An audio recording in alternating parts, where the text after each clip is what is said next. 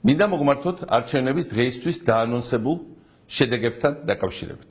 პირველ რიგში ჩვენ ყველამ დავინახეთ, ვისაც თვალები აქვს და ვისაც ყურები აქვს, რომ ეს არჩევნები წარიმართა დიდი რაოდენობის დარღვევებით. ამის საფუძველს მაძლევს ის, რომ ივანიშვილმა წინასწარ დაანონსა თუ რა შედეგის მიღება უნდა მას და შემდეგ საარჩევნო კომისიები ყველა დონის ისტერიულად მუშაობდნენ, რათა დაეშვათ ზუსტად ასეთი შედეგი. ამავე დროს, რა თქმა უნდა, ჩვენ უნდა თქვათ, რომ ძალიან ბევრი ხმა იყო, როგორც ნაციონალურ მოძრაობამ, ასევე ივანიშვილის პარტია. და არასწორია ჩვენი მომხრეების მხრიდან ზოგადად ქართველი ხალხის რაღაც ნაწილის დადანაშაულება, შეურაცხყოფის მიყენება. ბევრმა ადამიანმა გულწრფელად გადაწყვიტა ასე და ჩვენ ერთმანეთის არჩევანს უნდა ვცეთ პატივი. მაგრამ ამავე დროს დღესავით ნათელია, რომ ივანიშვილი არსებს ნაციონალურ მოძრაობის მხარდამჭერების არჩევას არანაირ პატივს და ფეხქვეშ გათელა მათი უფლებები. მე ვაკვირდებოდი თითქმის ყველა ოლქს გასაგები მიზეზების გამო ყურადღებით ვაკვირდებოდი მაგალითად ზუგდიდის საარჩევნო ოლქს. წინასწარ ივანიშვილმა დაანონსა, რომ სანდრა ვერ გავიდოდა. ხელმოუწერელი არასწორად გაფორმებული ბიულეტენი. ამ საქმეს არ იყო არც კარუსელები, იმდენად დიდი იყო იქ სანდრას უპირატესობა და იმისაც, რომ მეორე ტურში გადაეყარათ საქმე, საბოლოო ჯამში საქმეში ჩართვეს ბანდიტები, შევარდნაძის დროინდელი, შენგელიას მეთაურობით, რომელთაც უბრალოდ დაარბიეს ის საარჩევნოები, სადაც ყველაზე მეტი შედეგი იყო მიღებული.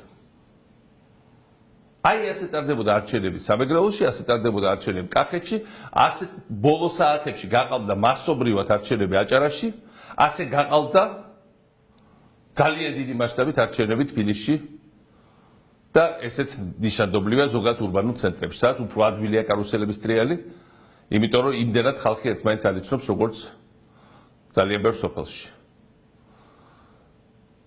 თუ ნახავთ კარგად ციფრებს, როდესაც ერთი და იგივე ადგილას, ერთმანეთის გვერდზე უბნებში განსხვავება შეადგენს რამდენიმე ათეულ და ზოგ შემთხვევაში 80-90%-საც, ძალიან ბევრი რამე ხდება ნათელი.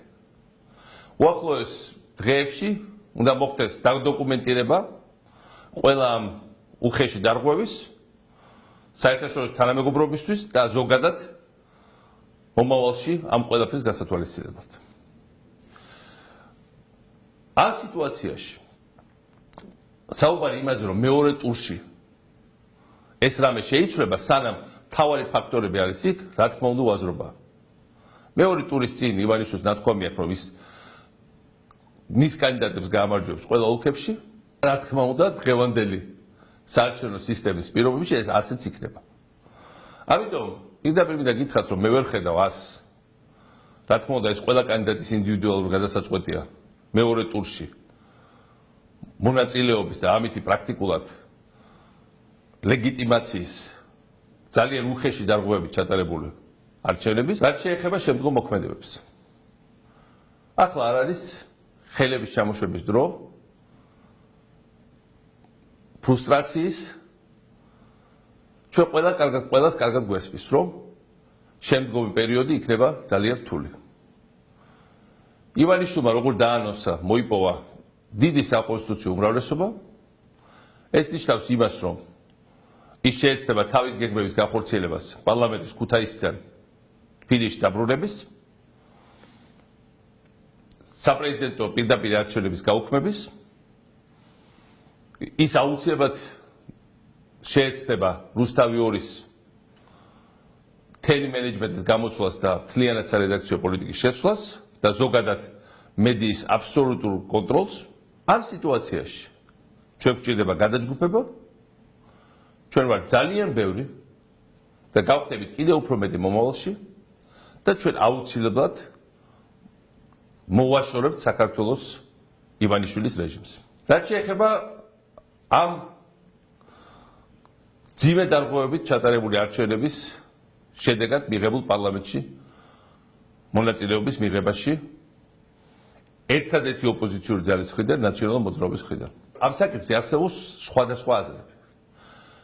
მე ვფიქრობ, რომ დღეს ნაციონალური მოძრაობის არჩეული დეპუტატების და პარლამენტში დაშვებული დეპუტატების როგორც მინიმუმ ვალდებულება შეხვდნენ საქართველოს ყველა რეგიონში იმ ხალხს, ვინც ხარი დაგვიჭირა, ჩვენს აქტივისტებს, ვინც ხრებზეც გადაიარა ამ არჩევნება და მანამ სანამ რამე გადაწყვეტილებას მიიღებენ ამ თემაზე და ვიმეორებ, რომ არსებობს არგუმენტები აქ ორივე მხარეს, მონაწილეობასაც და არ მონაწილეობასაც, მაინც იკითხონ ჩვენი აქტივის, ჩვენი მხარდამჭერების, ზოგადად საზოგადოების აზრი. ეს არის დემოკრატიული, ეს იქნება პატიოსანი და ამ ასეთი კონსულტაციების შედეგად მიღებული გადაწყვეტილებას ბევრად სწორი და ეფექტური გაგრძელება მოყვება. ჩვენ ვეკუთვნით არა უბრალოდ ჩვენ თავს, ჩვენ ეკუთვნით ჩვენ მხარდამჭერებს, ჩვენ ვეკუთვნით საქართველოს პატრიოტების ძალიან დიდ მასას, ჩვენ ვეკუთვნით ჩვენ ხალხს. ამიტომ ხალხთან ერთად უნდა ვიმოქმედოთ. ჩვენი ბრძოლა გრძელდება და რამდენიც არ უნდა იფართხალოს ივანიშვილმა, დარწმუნებული ვარ,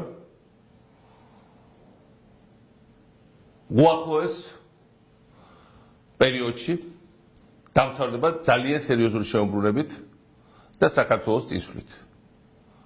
დღეს ჩვენ აღმოჩნდით განსაცდელში, მაგრამ ყველაფერი რაც არ კლავს აძლიერებს. ამ განსაცდელიდანაც გამოვალ ბევრად უფრო გაძლიერებულები. მინდა კიდევ ერთხელ მადლობა უთხრა ყველა იმ ადამიანს, ვინც მიუხედავად უზარმაზარი ზეწოლისა, მოსყიდვებისა, ბინძური პროპაგანდისა და ტყუილებისა, სისხლისმსაბარის საქმეებისა არ შეშინდა და ძალიან ნათლად თქვა, რომ საქართველოში ერთადერთი ჩამოყალიბებული ბოლომდე ორგანიზებული ძალა არის ღირსი მხარდამჭერის. მე არასოდეს პირადად არ დავივიწყებ და მუდმივად ვიქნები თითოეული თქვენგანის ვალში არ დავივიწყებ ამ მხარდამჭერას. ჩვენი საუკეთესო დღეები არის წინ. უნდა გავიაროთ ეს პრობლემების გადაწყვეტოთ და აუცილებლად მივიღებთ შედეგს.